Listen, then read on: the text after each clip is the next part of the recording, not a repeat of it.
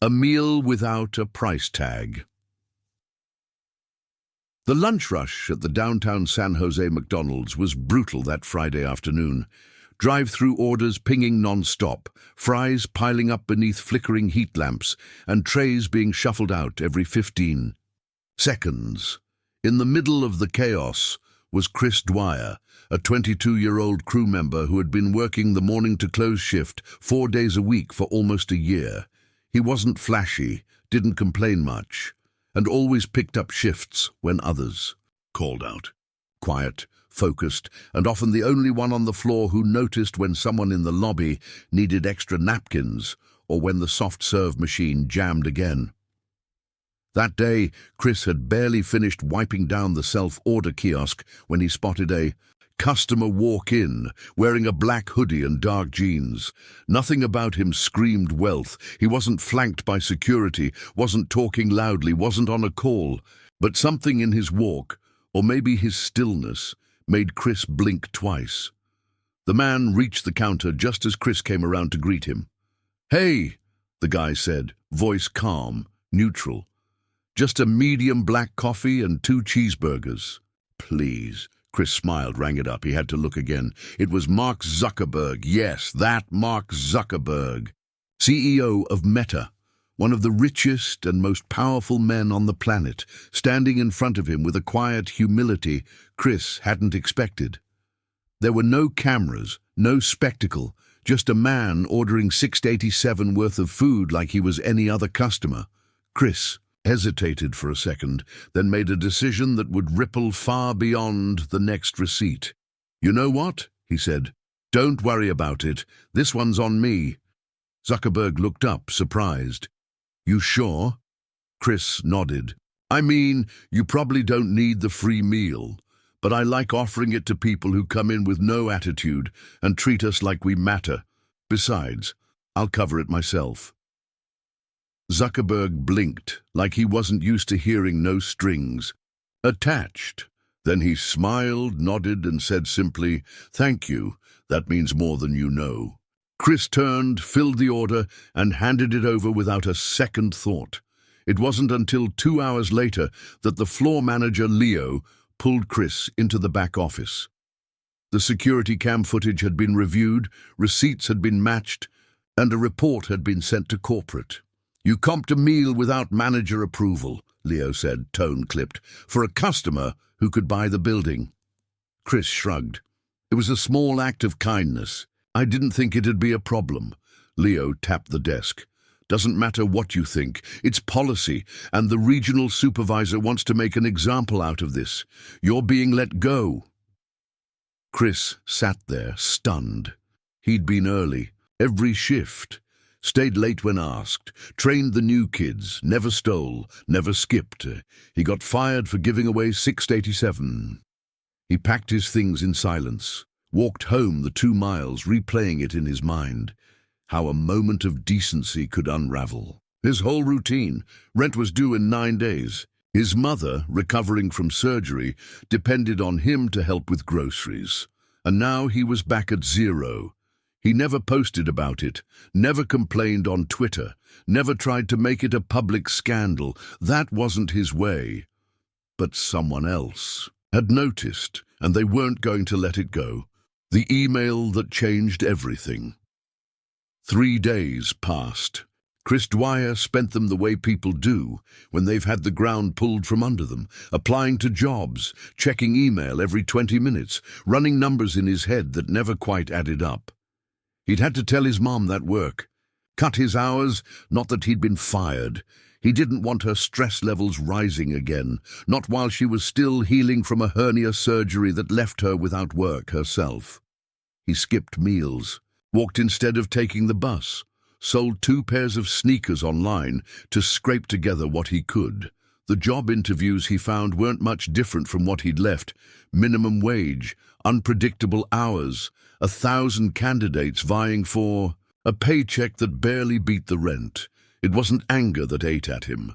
It was the absurdity of it all, that one small, selfless act had cost him everything, and the man he did it for would likely never know. Except he did.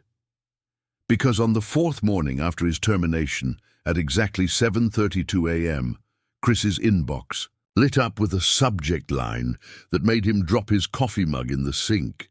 From markfb.com. Subject, RE, McDonald's, San Jose. Thank you. At first, he thought it was a prank, some bot-generated newsletter or weird scam. But when he clicked it open, his breath caught. Chris, I don't usually reach out like this, but after what happened at the restaurant last week and what I found out later, I felt I had to. First of all, thank you. You didn't know me that day. You didn't owe me anything. But you offered kindness without expectation. That matters. It always will. I was made aware that you lost your job because of that small gesture. I'm sorry. That's not right, and I want to do something about it. Please don't feel any pressure, but if you're open to it, I'd like to meet. Just a conversation. No press, no posts, no politics. Let's talk about your future. I think there's something better waiting for you. With respect, Mark. Chris read it 3 times, stunned by the tone. Not corporate, not distant, but personal. And the mention of something better felt surreal. He'd been so focused on survival, he hadn't even entertained the idea that maybe, just maybe, someone was paying attention. They met the next day, not in a tower, not on a campus, but in a quiet cafe across the street from the city library, where Zuckerberg arrived in the same understated fashion as he had at McDonald's. Hoodie, jeans, no security detail. Chris showed up early, wearing his one pressed button-down shirt and the same pair of black sneakers he wore behind the McDonald's counter. He was nervous, fidgeting with the corner of his napkin when the door opened. "Chris?" came the voice. He turned. "Hey, Mark." They shook hands, sat, ordered black coffees again, almost as if repeating the moment that had unknowingly tied them together. "You didn't have to do this," Chris said after a moment. Mark leaned in, voice even. "Neither did you, but you did. Not out of strategy, not for clout. You did it because it was decent. That's rare." Chris looked down. "I didn't do it to make a point. I just saw someone being human and tried to respond the same way." Mark nodded. "Exactly. And that's what makes it powerful." For the next hour, they talked. Not about tech or PR or fast food, but about life. Chris told him about his mom, his younger sister with Down syndrome, his plan to take night courses if he ever found the money. He spoke humbly, without bitterness, no victimhood, just facts, hopes, effort. Mark listened, not the way execs usually listen to staff, but like someone trying to understand how the system had missed a man like this. And then came the offer. "I've started a quiet internal program," Mark said, "to invest in people who lead with empathy, not influencers, not disruptors, just people who do the right thing even when no one's watching. I'd like to bring you on, not in tech, not yet, but in operations, culture building, community logistics. You'd work with a team helping shape our internal outreach programs, full salary, benefits, and room to grow." Chris sat silent. He wasn't used to generosity, especially not the kind that didn't ask for anything back. "Are you serious?" he finally asked. Mark smiled. "Dead serious. You gave me a free meal. I'm just returning the favor, with interest." The day he signed the papers. The paperwork came in a simple white envelope, hand-delivered to Chris's apartment 3 days after the cafe meeting. There was no logo, no legal jargon scrawled across the top, just a quiet formality that almost made him question whether it was real. Inside was an offer letter, a real one, with health benefits, salary, actual salary, and onboarding details for a position titled Community Engagement Fellow, Meta Civic Division. Chris sat at the small card table in his kitchen, the one with chipped laminate and mismatched legs, staring at the letter like it might evaporate if he blinked too hard. His mom was asleep in the next room, a soft jazz station humming beside her oxygen tank. He wanted to scream, to run down the block and tell someone, anyone, that his life had just shifted course. But he didn't. Instead, he picked up a cheap ballpoint pen and signed the bottom of the page like it was just another shift form. His hands shook, but he kept steady. That signature wasn't just his name, it was a declaration. A line drawn between who he had been, a fast food worker fired for kindness, and who he would now become, a man who would never again doubt his worth. His first day was quiet. The office wasn't the glass monolith he had expected. It was a smaller meta-annex tucked behind a collaborative workspace downtown, designed for civic outreach and ethics-based development projects. No open-plan desks, no polished conference tables. Just worn whiteboards, community maps, and walls pinned with testimonials from underserved neighborhoods around the country. A woman named Valerie met him at the door. Mid-40s, sharp, compassionate, no nonsense.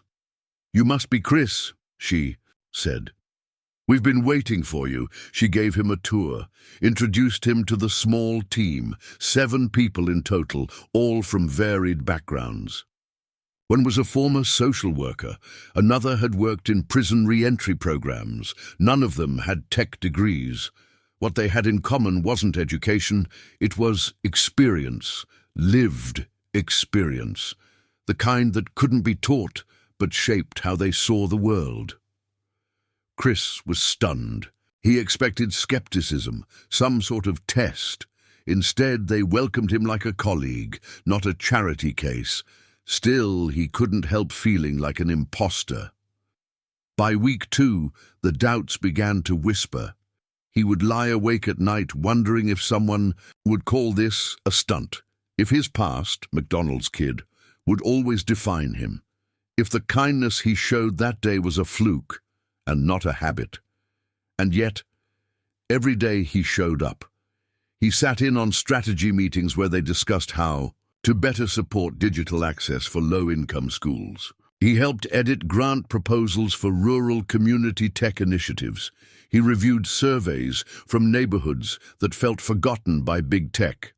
Slowly, he became the guy people asked to review the human side of every pitch. "Chris," one manager said during a feedback round, "you keep reminding us there are real people behind every data point. That's not just helpful, that's necessary." He still didn't feel like he belonged, but something in him began to shift. It all came to a head during a planning session for a new urban inclusion project in East Oakland. The team was struggling to define how to connect authentically with the community without sounding tone-deaf. The language was clinical, distant. Chris, quiet for most of the hour, finally leaned forward. "You want authenticity," he said. "Then stop writing like they're statistics. Talk like they're neighbors. Don't say underserved population with digital inequity. Say kids who walk 5 blocks to borrow Wi-Fi from a closed library." The room went silent. Then Valerie smiled. "Write that down. That's the tone we've been missing." For the first time, Chris felt something he hadn't felt since his job at McDonald's: value without condition. That night, he received a message from Mark. Just one line. "I heard about the Oakland pitch. You're exactly where you need to be. Keep going." Chris stared at it for a long time, then typed back, "Thank you, still feels unreal, but I'm not backing down." The offer he almost turned down. It was a Wednesday afternoon when the request arrived, not through his team lead or via company memo, but in a sealed envelope, hand-delivered to his desk. The paper felt heavier than it should have, as if the ink had been weighed with expectation. Inside, written on formal meta-letterhead, was an invitation, not to attend, but to speak at an upcoming conference called Humanity and Innovation, a private event gathering leaders from non-profits, tech and community development to discuss the ethics of impact in the digital age. Chris stared at it for a long time. "We would be honored to have you share your story," the letter read. "Not because it's viral, because it's real." He folded the paper once, twice, and slipped it into his drawer without a word. That evening, he took the long way home, walking through back streets and past his old McDonald's, not out of nostalgia, but to remember what silence had cost him and what breaking it might bring. He hadn't told many people the full story. Not the anxiety, not the hunger, not the humiliation of being fired in a 10-minute meeting with a man who never looked him in the eye. Most people just knew the headline version. Guy gives billionaire. Free cheeseburgers, gets canned, lands job. But they didn't know the rest. They didn't know how many nights he slept with one eye open, worried about rent. How many times he skipped meals so his mom wouldn't notice the fridge was half empty. How many jobs he'd applied to before Zuckerberg ever walked through the door. Now they want me to tell that story. On stage. He shook his head. No. He wasn't a speaker. He was a worker, a kid from the other side of the glass, who had once handed out paper hats and Happy Meals, not keynote addresses. The next morning, he declined. He wrote a polite email thanking the committee, explaining that public speaking wasn't his strength and that he preferred to focus on the work behind the scenes. He clicked send, and for 5 hours he felt relief. But it didn't last, because that evening Valerie knocked gently on his office door, stepped inside, and sat across from him. She didn't scold, she didn't persuade, she just asked, "Why did you say no?" Chris hesitated. "Because I'm not built for the spotlight." She studied him for a long moment, then said, "Chris, you're already in the light. You didn't ask for it, but you earned it, and you get to decide what to do with it." He said nothing. Valerie leaned forward. "You don't owe them a performance, but you owe yourself the chance to shape your own story before someone else keeps doing it for you." That night, Chris pulled out a journal he hadn't touched in months. Inside were scattered notes, old to-do lists, and a single dog-eared page with a quote from a book his mother gave him years ago. "Your voice is not just for protest. It is for presence." He stared at the line, and then, for the first time, he began writing. On the day of the conference, Chris stood backstage in a slim-fit navy blazer borrowed from a teammate and shoes that pinched slightly at the heel. His palms were sweating, his heart pounded, but his notes were in his pocket and his name was on the program. As he waited to be called, a quiet moment passed between him and Mark, who had arrived just minutes earlier. "You sure about this?" Mark asked. Chris exhaled. "Not at all." Mark smiled. "Then you're ready." When his name was called, Chris stepped onto the stage. The room was larger than he expected. Over 300 attendees, from executives to educators to activists. The spotlight was blinding, but he didn't speak with polish. He spoke with purpose. He didn't open with the McDonald's story. He opened with his mother, with late-night bus rides, with the voice in his head that once told him kindness made him weak. Then he told the truth. "The day I gave away a free meal, I didn't know who I was serving. I just saw a person who looked tired, and for a moment I had more to give than he did. So I gave." He spoke for 11 minutes. No slides, no theatrics, just honesty. And when he finished, the applause wasn't explosive. It was deep, sustained, like a collective exhale from a room full of people who had needed to be reminded what dignity looks like when it costs you everything and you give it anyway. Afterward, a woman approached him. She was a program director for a youth nonprofit in Chicago. "We show our students videos of activists and artists," she said. "Now we're going to show them you." Chris looked stunned. "Me?" She nodded. "Because you're proof that doing the right thing, even quietly, still matters." The boy at the back of the room. The conference ended with polite mingling, modest cocktails, and the kind of quiet hum that lingers after something meaningful has been said. Chris stayed near the edge of the gathering, clutching a paper, a cup of ginger ale, still stunned by what had just happened. The applause had faded, the lights had cooled, and yet inside him a soft warmth remained. Not pride, but peace. For once, he hadn't just been heard. He'd been felt. Dozens of people had approached him, offering congratulations, handshakes, and promises of connection. It was overwhelming, sincere, but exhausting. He wasn't used to being the center of attention, and despite the warmth in the room, a small voice in the back of his mind kept asking, "What now?" That's when he noticed the boy, maybe 17, standing half-hidden near the exit doors. He wore a hoodie too big for his frame and clutched a folded notepad in one hand. His eyes didn't meet anyone else's. He wasn't networking. He was watching. Something about the kid's posture, the slight lean against the wall, the way he traced the rim of his sneaker against the floor, triggered something in Chris. A memory. A version of himself from years before, sitting in the back of community centers, trying to disappear before someone noticed how lost he was.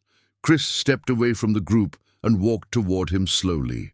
"Hey," he said, keeping his voice low. "I'm Chris." The boy didn't look up right away. When he finally did, his voice was almost a whisper. "I know. I saw your talk." Chris nodded. "What's your name?" "Darius." They stepped outside, away from the soft noise of the gathering. The evening air was cool, just enough to carry the sounds of the city beyond the glass walls. "I wasn't supposed to be in there," Darius said after a long pause. "My mentor volunteers with one of the youth groups they invited. He said I could tag along if I stayed out of the way." Chris smiled. "Seems like you did that pretty well." Darius gave a half smile but didn't laugh. His eyes stayed on the sidewalk. "I wanted to leave during your speech," he said, "because it felt too familiar." Chris didn't push. He waited. "Last week, I got kicked out of my job. Same kind of thing. I was working at a gas station. Some guy came in, looked hungry, said he hadn't eaten in 2 days. I gave him a bag of chips and a sandwich. Didn't charge him. My manager caught me on camera. I didn't even argue. I just walked." Chris blinked. "Why didn't you tell anyone?" "Because people always say the same thing. Rules are rules, even if your heart says something else." Chris leaned back against the wall, the city lights reflected in the windows behind them. "You didn't break a rule," he said slowly. "You followed a deeper one. The kind they don't teach." Darius looked up. For the first time, there was something in his eyes that wasn't doubt. It was hope. A flicker. Fragile, but present. "I don't have a plan now," he admitted. "School's part-time. I help out with my little sister most days. I just needed to hear someone say it was okay to be human, even when it costs you." Chris looked at him, saw not a boy but a mirror, a reflection of who he'd been, and who he still was. "Let's stay in touch," he said. "I don't know everything, but I know what it feels like to start over, and I know what it means to be seen." He handed Darius his card, not a fancy one, just his work info and a short, handwritten line on the back: "Keep giving, even when it hurts, especially then." 2 weeks later, Darius showed up at Meta's Civic Center for a youth shadowing day. He stayed quiet, asked questions, and took notes. Valerie was impressed. Chris watched him closely, not as a charity case, but as a seed. A month after that, Darius was offered a part-time internship under a new youth integrity pilot program Chris helped launch. It wasn't massive. It didn't make headlines, but for Darius it was proof that kindness could echo, that one person's fall could be another's path, that free food, whether a cheeseburger or a sandwich from a gas station, could be the start of a legacy, not a lesson in punishment. Back at home, Chris updated the framed quote on his bedroom wall. He replaced it with a photo someone had taken at the conference, a grainy snapshot of him and Darius shaking hands outside the doors. Below it, he wrote, the next person might be watching from the back of the room. The project that came from pain. The project began not in a boardroom but in the break room. A whiteboard had been left behind after a team debrief, half erased, a few stray notes still visible. Chris had returned late to grab his notebook and found himself staring at the mess, bullet points about outreach budgets, impact metrics, and empathy pathways.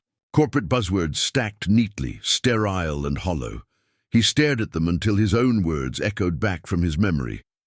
They don't teach this stuff in manuals. You either feel it or you don't. That night, he stayed late. He erased the whiteboard, picked up a marker, and wrote 3 words. 1 good shift. It wasn't a slogan. It was an idea, a challenge, a reminder, a seed.